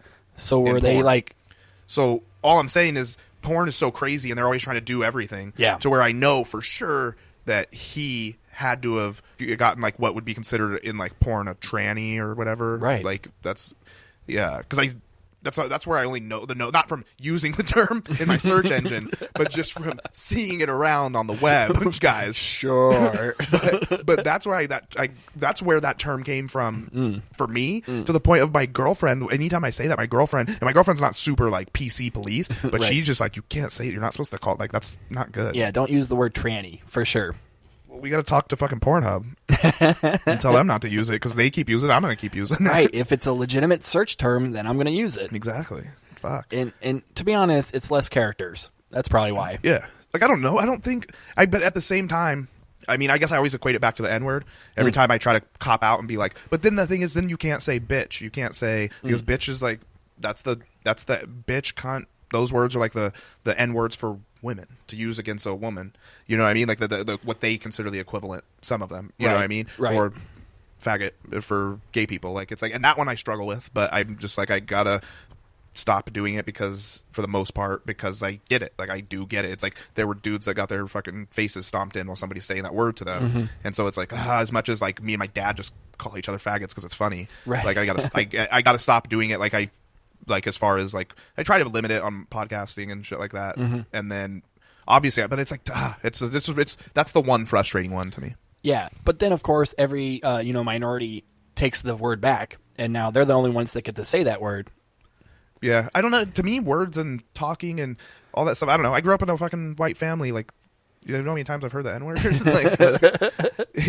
Like, it's like, I don't know how many. Like, white people say that shit. Like, that's just like, not all white people are always saying it. Right. But it's fucking said. Trust me. Like, I know. You know what I mean? Like, you know how many times I've heard, and I'm not even just talking, when I say it was like, grew up in a white family, it doesn't mean like all everyone in my family is like saying it. I'm not even just talking about, I'm not talking about family. I'm talking about like when you have, like, you probably, like, let's say you don't use the word, right? Let's say you don't. Like, I'm just, but boy, do I. But no, I'm sure that when you're around groups of white people and there's no other people around, it's not that it's like all of a sudden cool guys say it, but it's said sometimes. Like, I've heard people say it. What I'm getting at is, and I'm also I've spent some time in Texas, not really as an adult, but as a kid, and I heard it there as a kid. You know what I mean? Right. And what it is, to the point of like, hear the word, and then somebody be like, no, I'm not talking about you. I don't mean you. You know what I mean? You know what I mean? That type of thing. Like, well, I've grown up in California, and it was an exact opposite, where it was like, I'm trying to be like, yo, what up, my nigga? And then one of my white, friends is like, what? You can't say that, bro. And you're like, dude, no black guys are around. Like, come on. Yeah. Yeah, see, I think that's a difference. I think it's other states too. Like, right. But it's like, no, I just hear fucking people. I've heard the word said enough. And I haven't even heard it with the fucking like seething hatred behind it. Like, the fucking like real, but it's just still said. Like, you know what I mean? Like, man, I remember being a kid and people saying like nigger rig. Like, that was just like a saying. That shit was. Yeah, I've heard plenty of family members use that term. Like, straight up, like, that was like, you know what I mean? Like, now it's turned to Jimmy rigged. Exactly. But yeah, every time when I hear Jimmy rigged, I'm like, I wonder if that guy really wants to say the N-word. I think whenever I hear those types of things where like they replace the N-word with something else. Mm-hmm. I think back to that Louis C.K. bit. Yes. Where he's like, you just made me think Yeah. it. Like, you, like, fuck you for that. Like, because I know what you meant. That whole bit about, you can't, the whole N-word premise, as well as there's no word that's going to offend white guys, like honky or any of those, like, nobody gives a shit. Right. That was so brilliant.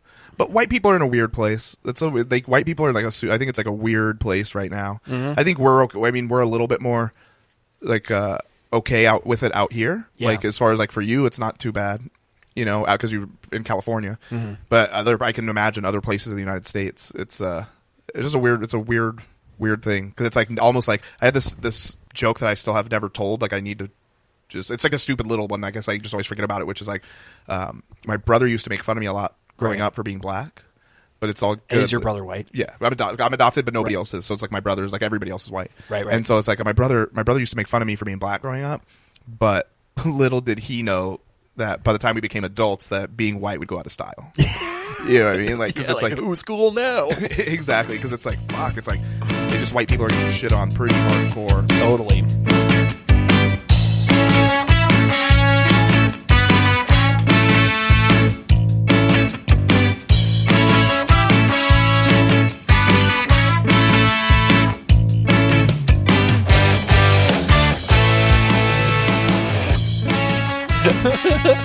Unmemorable as You can't remember. Wait, what's your name? Yeah, man, I've had so many people forget my name, and I think as I'm telling them it's Daryl Williams, they're forgetting it as like I'm saying it. I do that. Like I'm the worst. Like everybody's the worst. I don't know what it is. I think it's like a human flaw that you can't remember somebody's name the first time they say it to you. Yeah, like I've said that is maybe it's just that I have to meet you a couple times to be like, all right, you're worth remembering that name. That's why I started going as D. Williams originally, because my nickname was D for that reason, where people would always be like, it's Darren or Derek, right? I'll be like, it's Daryl. But they're like, they would always remember it would start with a D. So I'm like, just say D, and you can remember that.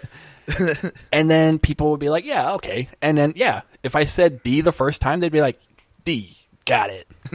But for Daryl, it's like, oh, what? Huh? Derek? Huh? Dude, wait. Your name was like Derek or Diane, right? Yes. One of those. It was one of those two. Nothing else. Darrell, right? Daryl Williams. Yeah. Daryl Williams. Hello, my name is Daryl Williams. I was talking about that recently, too, on another podcast of there's already a more famous Daryl Williams in Great Britain that is a stand-up comedian as well. Well, you're going to have to go by Daryl Williams. I know. Spell it the same, though. I always wanted to tell also, hosts, like, it's not pronounced Daryl Williams. It's pronounced Darrell Williams.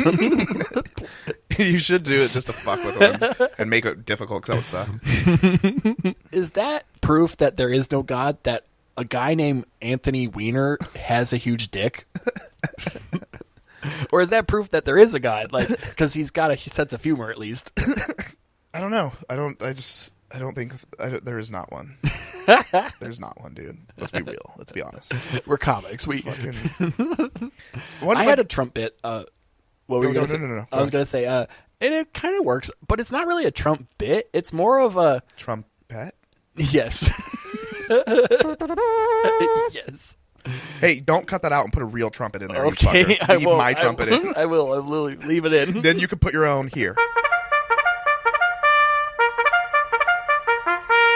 Now there's going to be a trumpet right there, so it's going to be fun. Yep. No, but I talked about him saying like that he likes to grab pussy, and I was like, what are women more offended, by him saying grab or pussy?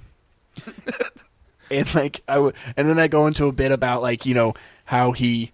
I go into my own life about like, oh, I tried to use it on my girlfriend and say like, hey, one time when we were getting hot and heavy, she was like, what do you want to do to me? And I'm like, I want to grab that vagina. And she's like, yeah, why don't we watch Law and Order more? But then I go in a second time and say like, oh, I'm going to change it up. And then she was like, hey, what do you want to do? And I'm like, I want to caress that pussy. You want to caress that? I want to caress that pussy. Yeah. And then, of course, I got to caress that pussy.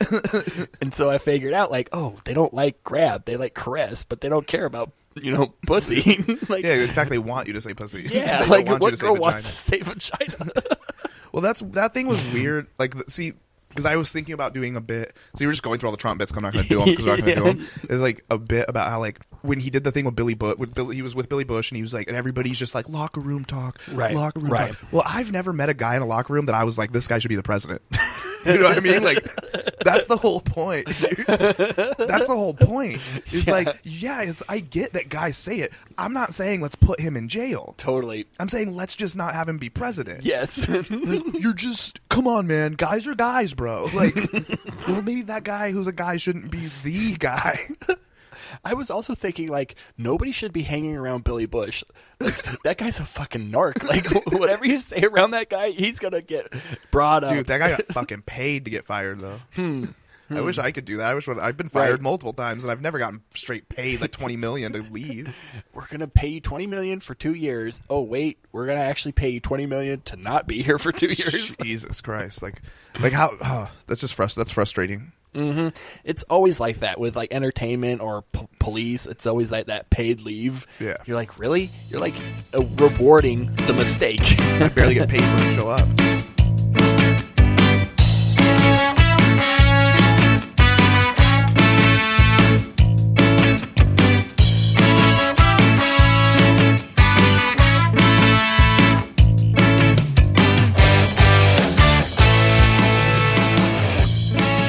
There's a lot of things in life that like that. Like I say, that's like comedy. You don't really get to pick like, oh man, I want the. Of course, you want every joke to be a killer joke, right? But it's like you don't get to pick. It just you write it, you go try it, and then you'll find out. Like you don't get because if you got to pick and you got to work everything, and then every single comedian every single joke would end up being a killer joke. I think that's what art's all about, kind of too, where you want to be so original that when somebody hears that joke, they say, oh, that's a Louis C.K. joke. That's a Bill Burr joke. Whatever. And same with movies. That's a Tarantino movie. That's a Nolan movie. Right. They have their stank on it. They breathe it out instead of it being like, yeah, I could see 20 comics say that. Or, yeah, I could see a handful. I don't know what director did that. It's a fucking rom-com. Yeah, exactly. Like Judd Apatow is another one. You can tell when he did. I think he's kind of gotten he kind of like hit the nail on the head in that scene of like comedies, knowing how to do it. Totally. It's nuts how there's so many different art forms that run parallels to one another, but comedy it's its own beast, movie making is its own beast. Like every little thing has their own little but you only feel this when you're making movies. You only feel this when you're doing comedy. Exactly. I mean, I think that's why it's important, like the people that try to bounce around between all the different things and want to, just think it's like, well, I can, it's a stupid thing to think just because you can do comedy that you can act, just as it's a stupid thing to the actors that are just like, I'm going to be a comedian now. Or like, that's their last resort type of thing. Like, I guess I'm going to do comedy because acting's not working. Like, fuck you. Right, yeah. Fuck you, Dustin Diamond. Go get an acting gig. And it's not like he came up with these crazy good original jokes. It's that he took what himself, who was already a joke from being Screech, and like just amplified that. Actually, you've helped me. You've made me realize that there are a million fish in the sea, and I'm just a worm to attract them. And half of his act is, hey, remember when I was in Saved by the Bell? Yeah. And then he came out with a sex tape, and everybody knows he's got a big dick, and so it's like he's able to, you know what I mean? It's just like you've done these things in the past. And I don't know. It's like that's kind of the thing. I've said it on my podcast. I mentioned it a couple times. The one I grapple with the most, but at the same time, I'm kind of like proud of the guy in a sense, is Brendan Schaub, like his whole journey and stuff. Where it's jealousy. Part of it's jealousy. Right. Part of it's like, man, I'm just starting out as a comedian, and it's like, I want to be like him. He's doing the same things, fighting and comedy. Yeah. And so part of it's that. Like, that's, I can't just, but on the other side of it, it's, I don't know, it's different. Like, he's in fucking high stakes. You know what I mean? That he's definitely in high stakes already doing, the people he's performing around. But at the same time, I think that's part of it. I think if all of a sudden, like, we could not easily become good. Not like, hey, overnight we're going to become good. But what are you talking about? I'm already great. but I mean, like, okay, what if all of a sudden two times a week you're just fucking at the Comedy Store in the belly room. You're going. You go, bitch, go. Right. Like, you're going to catch up. You're going to. It's true. You know, that's what it is what do you think it is when you walk into an open mic for the first time? You like don't know what you're doing. You're looking around and you fucking start you start, and then what happens within some people it takes longer than others. I'm fortunate enough to be a little self-aware, and like I feel not that I've caught up to anything, but I'm saying like I've gotten along farther in the past like 2.5 months than fucking most people in like a year. It is interesting how like, you know, you always try to compare yourself to like, you know, oh, this person only took 4 years to get crazy big, but this person took 10 years. So now you're thinking like, well, am I going to be 4 years or 10 years or just thinking about it too much? Does that make you accelerate to 2 years? You know, I don't know. Like, but I think you have to have a plan. You have to have like a plan on like I don't think you have to know, you don't have to know a path. Right. But you got to know a step. Well, I know with like my podcast, it's like I didn't really have a plan, but I have goals. Like every month, I want more downloads than the last month. Right. Not maybe necessarily every episode, but I look at it as monthly downloads. Yeah, a monthly. Like, am I getting more followers? Am I growing this thing? Yeah. And I would like to say successfully I am. You know, There's definitely a lot more people downloading this episode than my first episode. Nice. And it's clearly because I would like to think I'm getting better, or I'm trying to. Right. It's building. You know, people have heard another one and went like, "Hey, this was kind of cool. Let's listen to the next one. Let me maybe tell another person." Who knows? But I mean, with comedy, it's kind of the same way too. Where I was like, you know, have I done more open mics this year than last year, or this month than last month? Right. Have I done more book shows this month than last month? Right. You know, and I think that's a big thing. I think all you can do in the beginning is just go to your open mics, and then you get to a position where, I mean, I think that's the next step where it's booked show. Like you got to get booked. Yeah. You know what I mean? And going to bigger clubs. I've talked to some comics that are just like, well, you know, hustling around and getting booked on shows is, you know, I'll have a better shot and get better work by just going to these open mics. But at the same time, half of this fucking comedy game is building relationships with people, or just people knowing who you are and knowing that you're not a dickhead. Like that's really like just like not being a piece of shit is like gold. Yeah. And I'm not saying like I'm not trying to say everybody's a piece of shit, but I'm saying just like at the end, like really being a genuinely not shitty person is gold. I think that's with every occupation in any field whatsoever is, do I want to work with this guy? Yeah. Not is he the best for the job? Do I want him around me? And the difference with comedy is you have to, every time you want to get to a show, it's like that's going to be the case. Like, who's this guy? Or, oh, this guy's funny. Or, oh, I want to get this guy on. I like this guy. You know what I mean? And that's all it is. And then you go through those bookers and you do shows with them and you meet other bookers. Like, that's, like, isn't that, like, because to me, I'm like, I got to see the path. I got to see some steps. And that's what it is. It's like networking and getting these bookers to where you're literally going like this. Yep. And booking on different things, and then maybe getting somebody at doing open mics at the bigger clubs.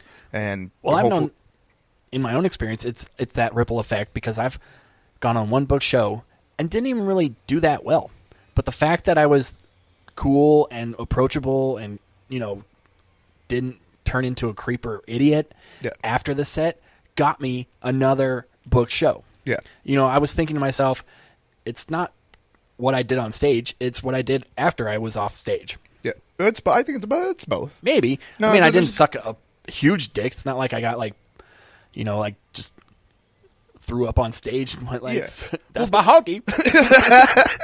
That's my honky. But no, you don't have to kill. But if you go up and you just bomb, that's not going to be a good thing. So you got to have some redeeming qualities in your material. It was like an average set. Like I got a few laughs. Yeah. There were definitely a couple things that didn't hit. Right. But overall, it was like, it wasn't my worst set. But I feel like me being myself and hanging out and talking to these people afterwards got them to go like, oh yeah, he's not bad. Yeah, he just had a bad set. Right. Man. He's not a dickhead or an idiot. Like, I think in comedy, a big thing, because something that can lead you into comedy is being delusional. Clearly. Right. So everybody has to have that. So I think it's not everybody. Well, I know when you go to an open mic, not everybody is so self-aware. There's the core group of guys that are kind of hanging around, and then there's like fucking some stragglers. Yeah. And those stragglers are typically not the most self-aware people. And that's why they're kind of swimming off from the pack, and you don't see them everywhere. You kind of see them pop up at this mic or that mic. But then there's a core group of people that's like I see all the time. You know what I mean? Guys that I see a lot. Right. This guy's funny, and he's one of us. Yes. Instead of like, I don't know what's going on with that dude. And then within that group, I mean, you have all different, not necessarily work ethics, because I think everybody works hard. Yeah. But I think it's work priorities and work priorities which turn into work capabilities. You know what I mean? Mm-hmm, So it's like some people aren't able to prioritize comedy as important as they want to. Yeah. And so it doesn't give them the capability to do all the things they want to. And I so agree. that's why I get mad. And my biggest stink that I make, like on my own podcast, not even a stink, I don't know why, but the biggest thing that fart on your podcast. But it's not like it's that big a deal. I don't get mad. But one of my big things I talk about, and we talked about it, was it's like people that are just saying like, well, you're gonna just have to 15 more years of this, 7 more years of this until. And it's like, I know I got to see a path, and that doesn't mean, by no means, I don't think I'm gonna be fucking releasing an hour special or anything like that. But I mean, there's got to be definite steps to take to grow and to be, if I'm still doing the same rotation of open mics and I'm hitting LA once in a while 4 years from now, like no, I need to be what I need to be doing definitely in 4 years, definitely 4 years from now, I need to be fucking 95% of my time in LA, and then dropping by, if there's, let's say there's still people that, hopefully we're all there. Like in 4 years, we should fucking all be there. Right. Right. Yeah. In 4 years, I don't want to be doing any open mics. Yeah. No, for sure. Like only what I was going to say is what I would be doing is dropping by some open mics to support, maybe if I have some friends that are still doing these open mics, using an open mic as a workout. Yeah, exactly. And to work out material. Because I, for sure, would still do that. But what I'm saying is like, no, like I gotta be, I should, like I'm now, like I just need to fucking afford the gas to be driving out there and shit to like go out and hit some mics and stuff and get into that scene as well. Like it just makes sense. I feel like that's my biggest roadblock is I would rather do open mics in Orange County because it's easier to get up on those open mics while I'm shitty.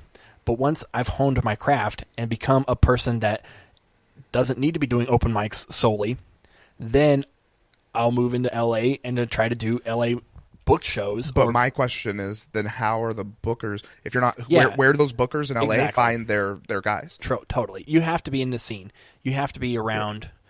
You have to mingle. It's just the conversations that I've had with a lot of comics about this. It just like doesn't add up. I feel like I'm being told like I'm walking around being like 1 + 1 is 2, man, and then they're like, no, bro, it's 4 because of you're not taking into account that you're so new and you don't need to be doing this. So it's 1 + 1 is 4. There's rules here, and you're like, dude, there's no fucking rules. Yeah, that's the whole. You know what the rules are? There are no rules. It really is like there is no rule, no rhythm, no rhyme, no. The rule is be funny. Yeah. If you're funny, there are no rules to it. Like you can slip past. Andy Dick is the fucking proof of that. The guy is funny and he gets away with being fucking insane. And I'm not trying to do that. I don't want to be an insane person. Like I'm just saying like I'm fucking gonna go. Like let's go.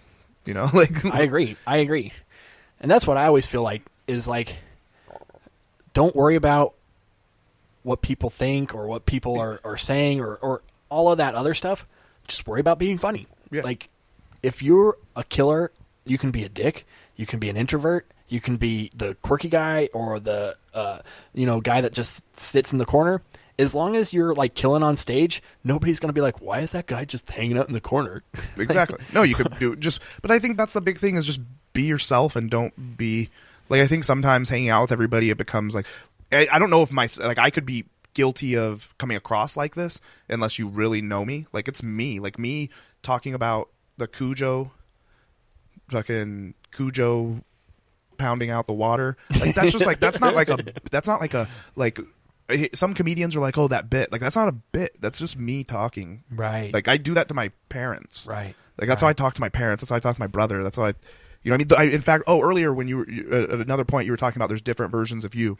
Like I feel like I had said, I feel like my stage self and real self are coming together. And then the only other self that there is for me is just with my girlfriend. And it's not that different. It's just not, I'm not as, I would say that's the only time I'm not, like when people go, are you on? Like I can see it as on. Right. But I would say that's the only time that I'm not like that. It's just with her. Everybody else, I'm like that. You're not trying. I'm not, yeah, but it's almost more like, I feel like I would annoy her if I was just, and I do it all the time anyway. Like I do it. Like I'm the same way with my girlfriend. It's like, there's been plenty of times where like I've tried to be funny, and she's like, "What are you doing? Just be yourself." See, I do it with, and then I sit here and try to say like, "Oh, I don't do it with her." I just don't do it quite as much, I guess, as I would if we're all hanging out and having fun and talking shit. Like, that's it. I don't know. I just don't feel like it's not a thing I try. And I also feel like she can only handle so much. You know, like, would I really want to be like goofy 24/7? Hell yeah. But there's going to be times where she's going to be like, turn down the goof. Like, I don't need that right now. Like, and see, I don't know. I do it a lot still, I guess. And my girlfriend does that shit too, and like then she will fuck her, like she'll fuck around a lot too. So it's just different. I don't know. Well, she's an artistic person too, so maybe that's the thing. Is that might be. That's why. Yeah. That is actually probably why. If she fucks with, she'll start fucking, or she knows like that, like things that I will think are funny, and then she'll just fucking say something, and I'll just be like, "You motherfucker!" Like, I can't even. I wish I could remember. There's some shit she said in the past couple of days that was just like, I'm gonna steal that. Yeah, like she knows. When she was just, she was just like, "That's my honky." I was like, "What? How'd you know?" But this is a Tarantino thing, or you knew about it before, and then like, time doesn't even make sense in this universe either. And then she called you a nigga. That's my honky. Feed me that chicken. Hand feed me, my nigga. That's my honky. I don't know I don't know if I want to laugh or fuck you.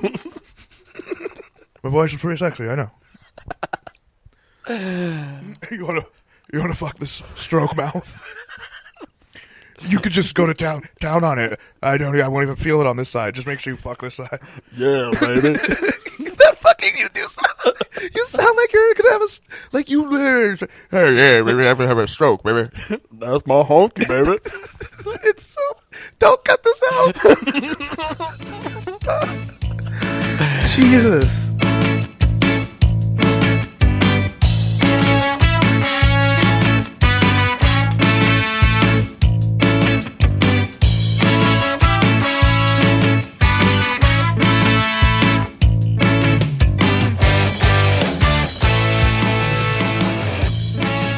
On that note, I think we should wrap it up. We've been definitely recording for a little bit.